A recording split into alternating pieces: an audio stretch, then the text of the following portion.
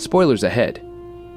In The Slain Theocracy, the captain of the Black Scripture and Zeshi Zatsume discuss the mystery of Ainz Ooal Gown for his growing celebrity as a magic caster, and a recent vampire attack, which killed 2 Scripture members and severely wounded Lady Kyrie. Zeshi expresses intrigue as Ainz, as she seeks a man capable of defeating her so as to sire her for a more powerful child. Meanwhile, in another location, former adventurer Rigrit of the original 13 Heroes and the Platinum Dragon Lord discuss the possibility that a dark and powerful player from Yggdrasil may have arrived to this new world. In the Riesti's capital, Gazif Stronov is with the king as the nobles of the kingdom decide to bring the annual war to Baharuth, and the king apologizes for not having sent full support for the events of Karn Village. After a brief visit by Princess Renner and her squire Climb, the king asks Gazif to request a meeting with Ainz Ooal Gown to show his gratitude for saving Gazif.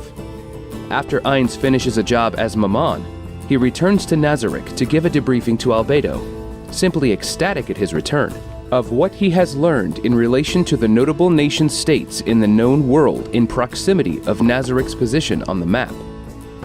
Aura, overseeing the construction of the decoy replica of Nazarik, receives a gift from Ainz in the form of a talking wristwatch, with the voice of her creator, Lady Buku Buku Chagama, dictating lunch hour. Meanwhile, Shaltir, guilt-ridden by her mind control attack on Ainz, drinks herself into a stupor while Eclair, Sebas's assistant butler, fails at trying to cheer her up. Cocytus is sent to start a war with the Lizardmen and claim the Fallen for a later army of undead. In the village of the Lizardmen, Green Clawed Tribe chieftain Shazuryu discusses daily life with his younger brother Zariusu when a monstrous entity comes from the clouds.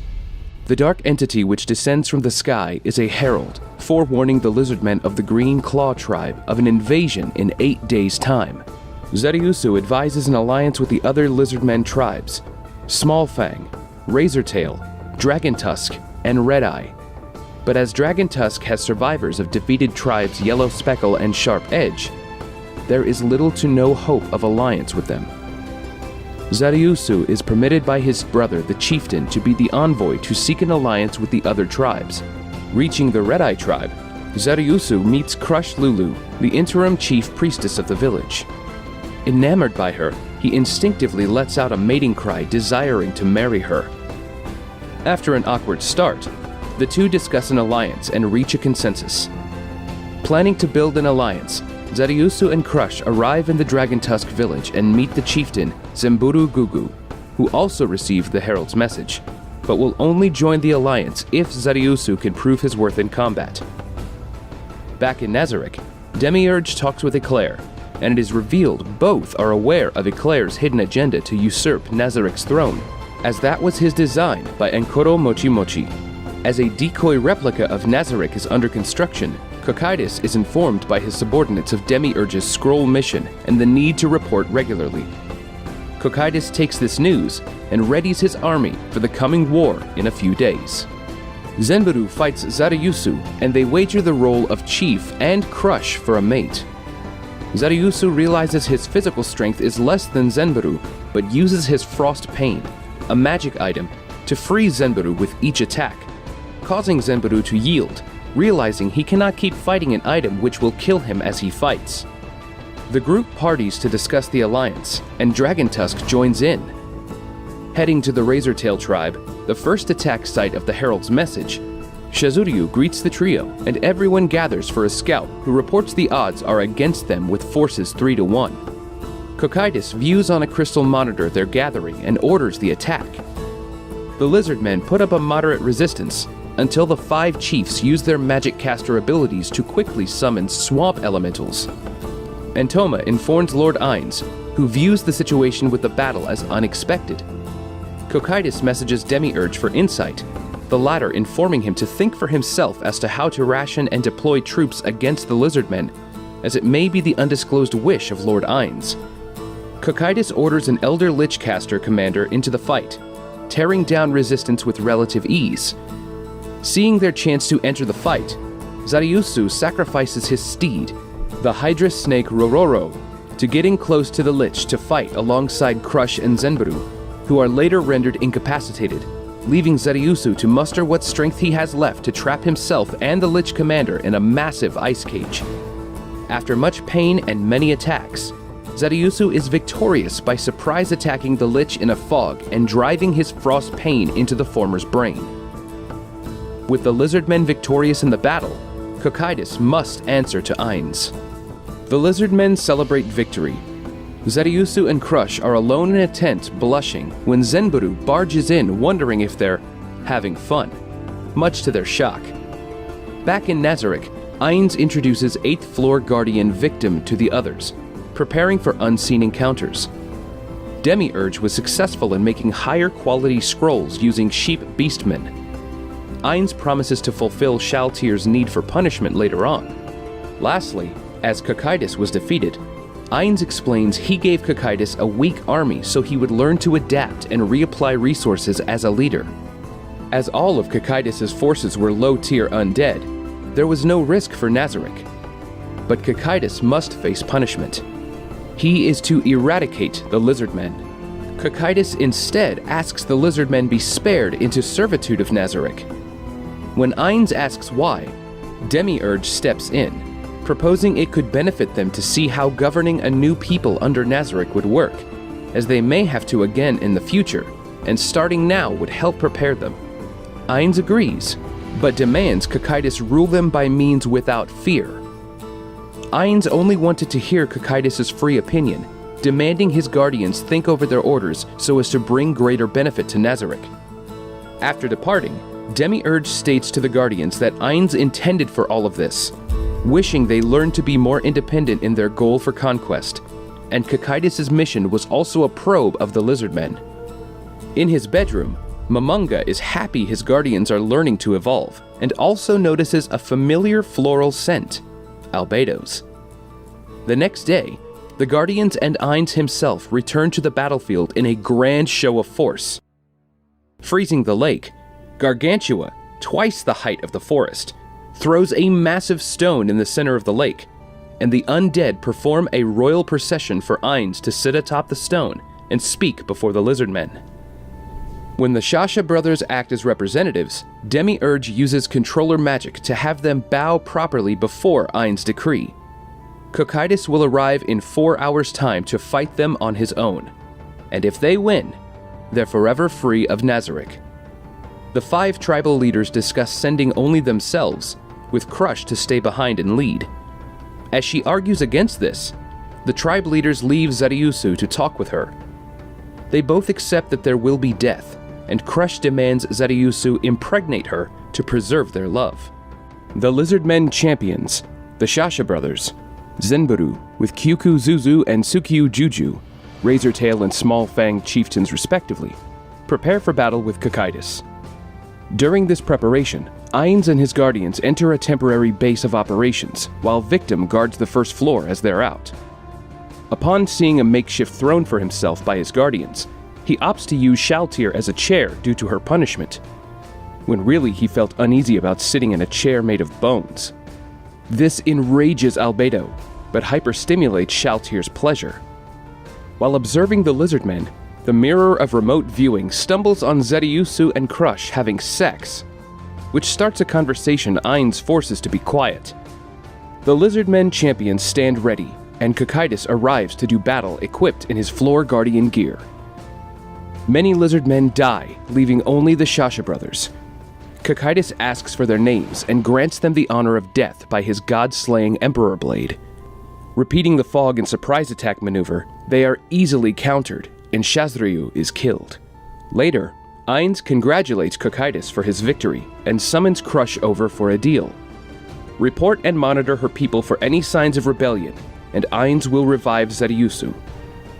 Crush agrees, and Ainz resurrects Zetiusu, suffering confusion and level loss from the Yggdrasil resurrection function among the villagers, who now worship him as a god. After pledging their fidelity, Zetiusu asks for his brother and Zenburu be returned as well, and Ainz takes it into consideration having the Lizardmen keep their bodies safeguarded. Tired, Zetiusu and Crush go to get rest.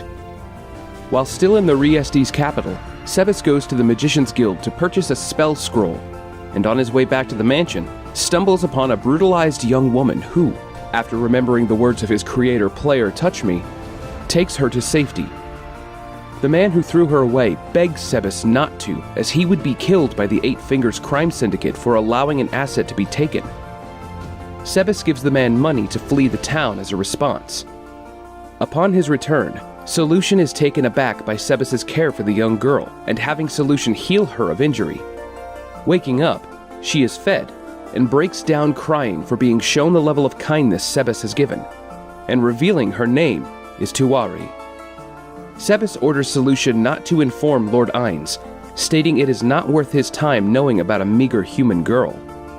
Meanwhile, Gazif has breakfast with Brain Unglaus, who is in a depressive state following his encounter with Shaltir, and Gazif tries to help him out. Out in a secluded region, adamantite adventurer Team Blue Rose destroys an illegal crop used in the production of a powerful narcotic called Black Dust. While scouting, Blue Rose member Evil Eye finds a parchment with code which can lead them to the leaders of Eight Fingers. At the same time, the heads of Eight Fingers discuss the crop burning and the girl's rescue by Sebas, promises Coco Doll, head of the slave department, that his men will return the girl to their possession.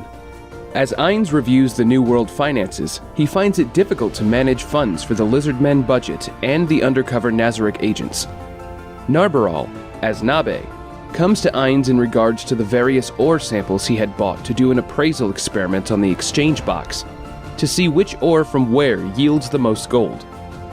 He gives Nabe all the money he has left, reminding her to be covert and pleasant to humans for their covers, and silently frets on financial woes. Elsewhere, Climb is given a sparring session by Gazif, who informs Climb of Ainz Ooal Gown, having saved his life, for the young bodyguard to remember. After the spar, Gazif notes to his vice chief that Climb's power cannot go past that of a gold-ranked adventurer, and that his efforts will not change that, but he can still learn from experience. Across the way, Gazif sees Prince Zanuck talking with Marquis Raven, likely forming an alliance despite kingdom factions as Raven is an opportunist. Meeting with Princess Renner, Climb is introduced to Blue Rose's leader Lachius Alvain Dale Indra, along with one of Blue Rose's twin assassins, Tina. Under Renner's guidance, they learn the code they discover at the Black Dust crop is really a list of locations of importance to Eight Fingers in the capital city. One location not listed is an underground brothel in the capital, and Blue Roses brings Climb to investigate alongside them. However, remembering a nobleman's daughter serves as one of Renner's maids, they worry of their plans having been uncovered. Meanwhile, Sebas has Tuare serve as the maid of the manor. He and Solution are using that as cover to better sell the identity, but are later found by Succulent, an Eight Fingers agent, and Constable Staffan Havish. The two ask for compensation for Sebas' purchasing Tuare despite the anti-slave law, so as to be pardoned for his crime. Permitting Sebas 2 days to think over their proposal, the two take their leave. As Sebas goes on a walk to clear his mind, Solution messages Ainz to inform him Sebas may have been compromised. Climb heads to an inn where Gagarin and Evil Eye are having lunch and informs them that Lachius wants them to be ready to mobilize. As the conversation goes on, Evil Eye informs the both of them of the new adamantite team, Darkness, which is made up of the adventurers Maman and Nabe with the Wise King of the Forest as a pet, leaving Gagarin astounded by their reported feats. Climb wishes to be capable of such strength, but the duo advise him to go his own pace and not to lose his humanity in pursuit of power. Meanwhile, Brain Unglaus runs errands for Gazif and goes past a crowd watching a group of drunk men assaulting a boy for simply bumping into them. Climb also goes by the crowd and moves to stop the matter. Both see Sebas move with skill and speed to resolve the matter in one punch.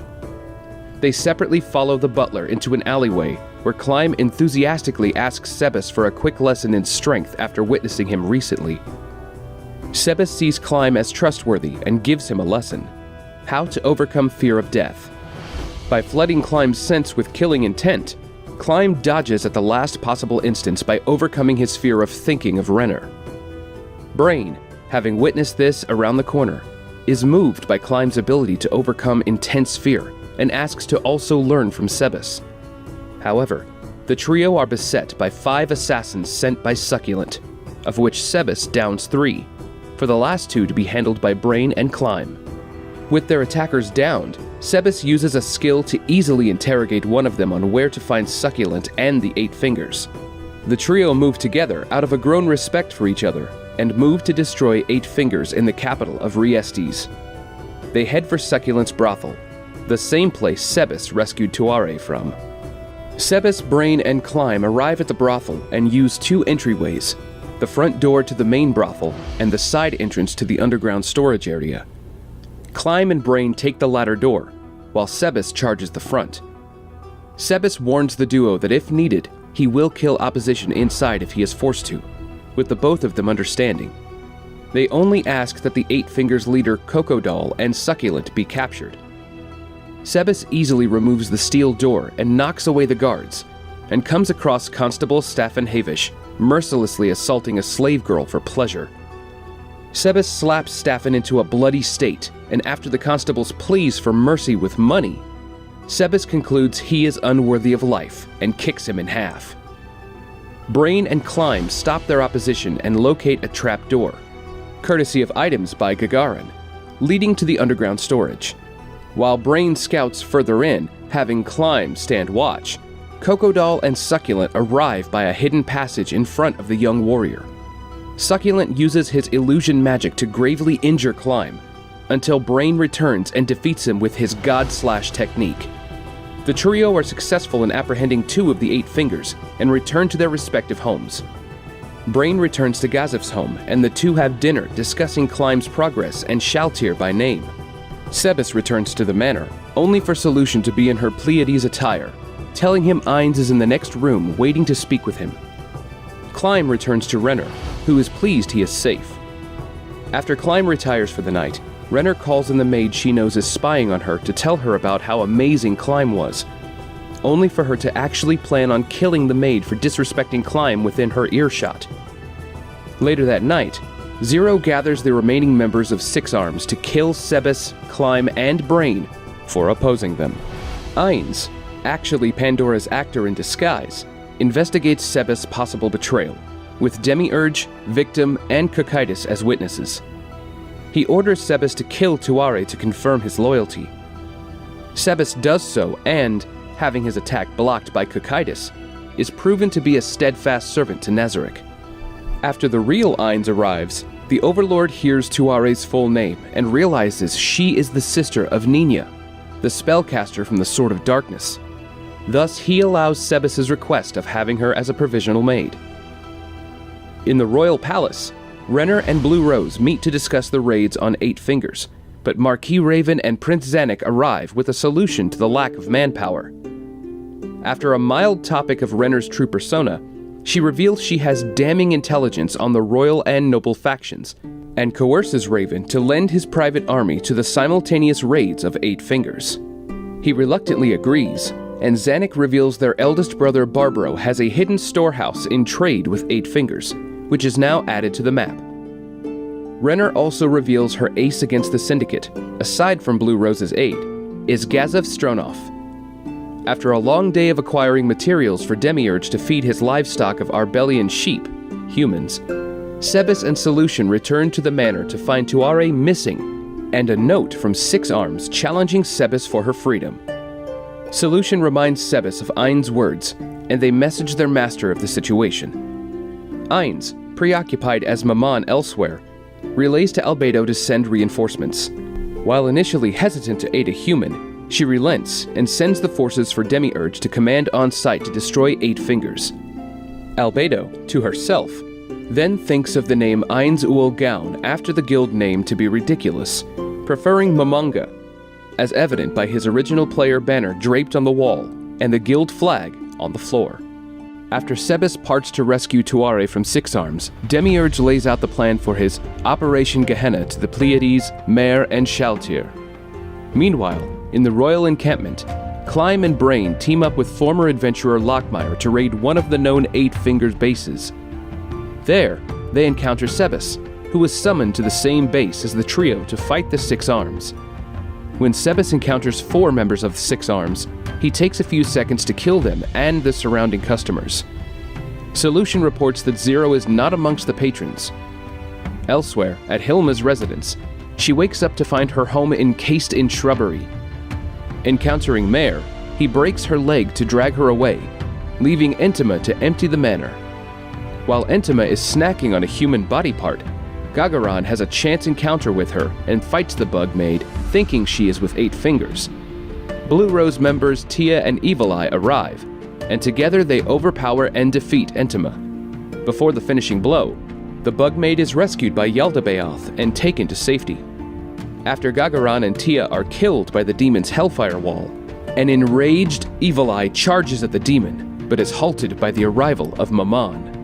Evil Eye requests Maman's help to defeat Yaldabaoth, to which he obliges. Maman, Ainz, proves himself to be Yaldabaoth's, Demiurge's, equal, while fighting Evil Eye at the same time, which results in Evil Eye developing romantic feelings for Maman. Yaldabaoth eventually leaves the fight, claiming to search for an item within the city, and that he will guard the region the item is in. While Evil Eye wants to follow him, Maman decides not to, citing the reason as Yaldabaoth's restrained fighting. She accidentally angers Maman and Nabe when she mentions how Gagaran, Tia, and herself nearly killed Entima. Meanwhile, Brain, Climb, and Lockmire are escorting Tuare out when they encounter Zero, who challenges Brain to a fight. Together, Lockmire and Climb manage to beat Succulent disguised as Tuare, while Brain and Zero prove to be evenly matched. Sebas, after rescuing the real Tuare, wanders in and discovers the fight. To the disbelief of Zero, Sebas states that the Six Arms were all killed. He abandons his fight with Brain and unleashes his strongest attack on Sebas, who takes it without flinching and kills Zero with a single dropkick. Sebas leaves with Tuare, but promises to return the debt he owes to Climb and Brain for their assistance in her rescue. A circle of fire created by Yaldabaoth emerges within the city, and is seen by everyone. Princess Renner arranges for the adventurers and the soldiers to enter the ring and kill the demons present inside, while Climb, Brain, and Lockmire attempt to save the citizens. Maman, Nabe, and Evil Eye